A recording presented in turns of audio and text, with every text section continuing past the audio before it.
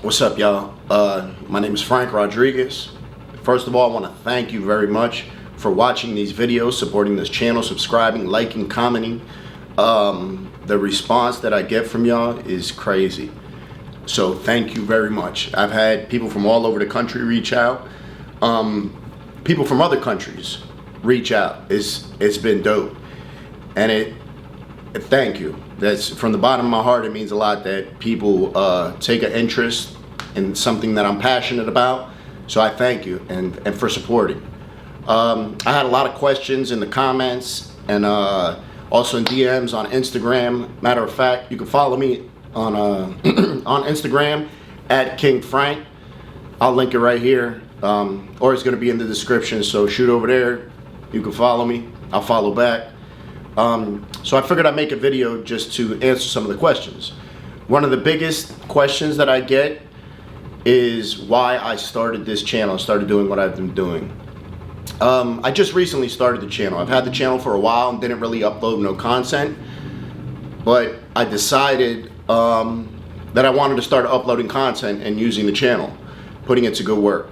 So why I decided to do this. At one time, I was a face of Kensington. My addiction never led to me being homeless, but it could have easily. I'm glad that I just got it in check before it got that deep, because it could have definitely led to me being homeless. Why I chose Kensington. I used to be down there selling drugs. I used to be down there using drugs. I used to be in Philly tearing the communities apart. So I feel it's only right that some of the communities that I helped to tear down, I go and help to rebuild.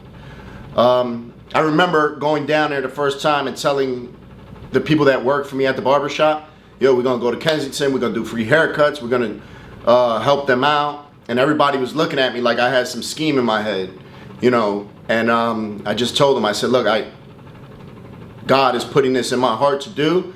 I need to do it. I need to make it happen. And since then, we go about once a month. And that was 2016. So it's been extremely gratifying. There's been plenty of times where we go and find people. One time we go down and we're helping them because they're strung out, they're in their addiction and don't know what to do. And the next time we go down, they're helping us out because they got clean.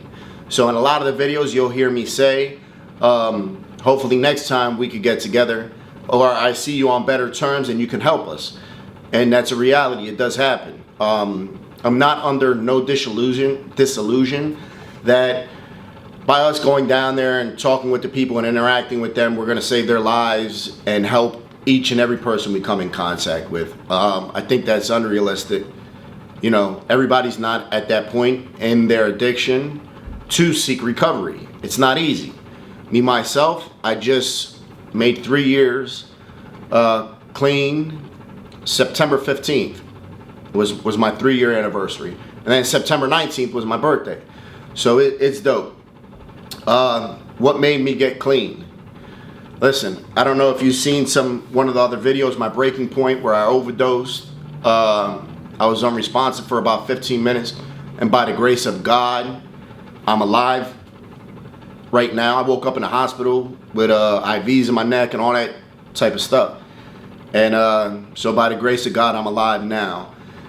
And even when that happened, I went to a program and came home and still messed up again. And then it was a light switch went off. I said, I refuse to have my children bury me and visit me, you know, in a funeral home for something that I had control over. It's not going to happen, not my children. So I started changing everything I did. I started changing everything about me, who I hung out with, the way I looked at life. My life growing up was horrible. I was physically abused by my father.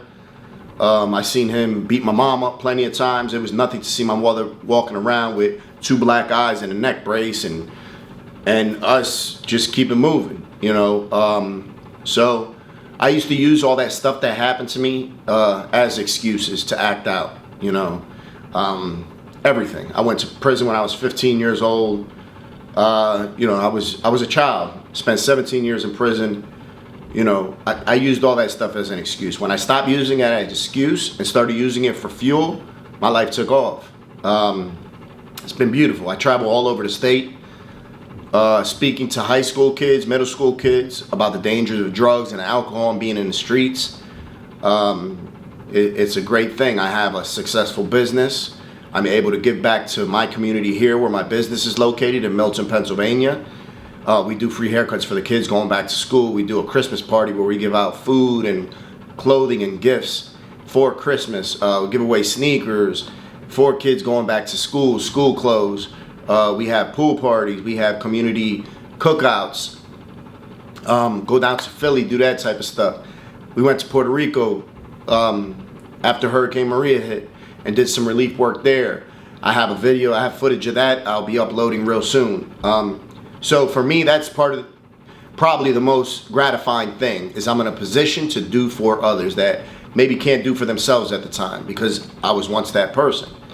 So it's gratifying. You know, it put things in perspective for me, and it keeps me humble. Lets me know that at any time that I slip up, I could easily lose everything I have. Everything I work for, I could lose in a heartbeat. I refuse to let that happen. I have too many people that believe in me, that support me, and that are invested in me. So naturally, I have to give them a return on their investment. And when I say that, I don't mean anything financial. I just mean being the best version of myself that I could be. I refuse to fail. It's not gonna happen. I'm gonna work hard, and I realize that by working hard, I can achieve anything. You know, this channel is just a small testament to that. You know, we just hit 2,000 subscribers on last Monday or Tuesday, I believe, and then we hit 3,000 5 days later on Sunday. So look at that. It's just, you have to be consistent and put the hard work in and sacrifice a little bit of time, and then God gonna take care of the rest. I've learned that the more I take care of others, the more God takes care of me, you know. And that's just in my life. That's the way it is. So what else? My drug of choices. A lot of people ask, what was my drug of choice? My drug of choice at first was Percocets. I took them, like I said, I didn't start taking drugs because I like to get high. I started taking drugs because I was in pain, I was hurting. My mother was killed in a car accident in 2004. I had to identify her body at the coroner's office, and I couldn't sleep for like 3 or 4 days. All I seen was my mother laying on that coroner slab with her head split. And so somebody recommended I take something. I took it, and it put me to sleep. That led to me taking Percocets. 6 months later, sniffing a bag of dope for the first time. Something I said I'd never do, because I grew up in a family, addiction was rampant. My mother was addicted, my father was addicted, my aunts, my uncles, everybody was addicted to heroin. And that's just in my household, as for that. So I just want him to experience humanity, compassion, empathy, you know, to know that people might be down and out, down on their luck, but it doesn't define who they are, and they still deserve to be cared about and loved about. And like I said, this is just my opinion. This is the way I live my life. I don't expect everybody to agree with it. And the way I live my life, I'm gonna translate that into the way I raise my children. So I would always see how when people are walking down the street in Kensington or anywhere, and there's homeless people or drug addicts, they grab their kids and pull them closer and walk to the other side of the street. And rightfully so sometimes, you know, but that would break my heart too, because one of the things I've realized is the people down there are extremely compassionate. When I take my children down there, they look out for the kids. They tell, yo, there's kids around, no using drugs, watch your mouth, you know, all that type of stuff. They look out for the kids. They talk to my children. They talk to my daughters, tell them, you know, you're beautiful, this is awesome what you're doing. When my kids leave that neighborhood, they have a feeling that nothing else gives them. They feel accomplished, they feel proud. It's beautiful to know that they help somebody. So that's just the type of people I want to raise. That's the type of children that I want to raise. People ask me, what was it like ODing? It was the worst feeling I've ever had. It was extremely violent. It was horrible. You know, it was horrible. I literally knew I was fighting for my life. I knew it, but it was like a bad dream. You know, that's the way it felt. I was fighting for my life. I had somebody like pushing me in my back, it felt like, in my dream. and telling me, no, it's time to fight. And then it just got extremely violent. And next thing I know, I woke up in the hospital and was lucky to be alive. When I went back and looked at like the call logs and stuff from phones to see what time 911 was called into, what time they got there, and what time I got to the hospital, it was 15 minutes that I didn't have a pulse. Right around 15 minutes that I didn't have a pulse. I wasn't breathing, no heartbeat, no nothing. So I was basically dead. Clinically, I was dead. Yeah. So, you know, thankfully I'm here. And now that I feel like I got a second chance at life, I got to make the most of it, man. This world is going to remember, when I leave this world, it's going to remember me. I'm going to leave a mark on this world that can't be denied. And so can you. A lot of people in my comments say, we need more people like you. The world needs more people like you. We have it. You right there. You're just like me. Just put your plan in motion.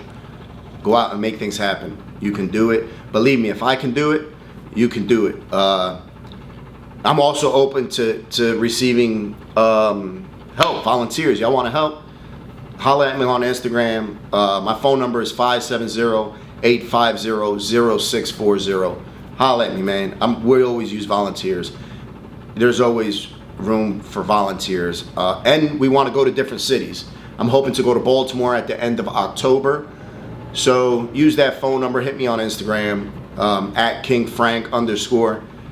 And just get with me. I want to collaborate with other YouTubers and just do something better for the world. You know, there's already enough negativity. So like I said, I thank you guys from the bottom of my heart. You have no idea how much this means to me, because so many people told me that my YouTube channel would not grow and would not be successful because it was about something positive. You know, they said negativity is the only thing that does good on YouTube. I don't believe that. I don't believe that. And this is proof. So, drop comments in this video. Drop a like, drop a comment. Please share the video. That's how the channel grows, and we could do more. And if you have questions for me, drop it in a comment, and I'll make another video like this and answer them. If there's anything that you think I could do better with my videos, I'm open. I just want to do the best I can. So we can reach as many people as we can. You know, I thank you guys for watching this. I truly appreciate you, each and every single person. Thank you very much. And I look forward to hearing from you.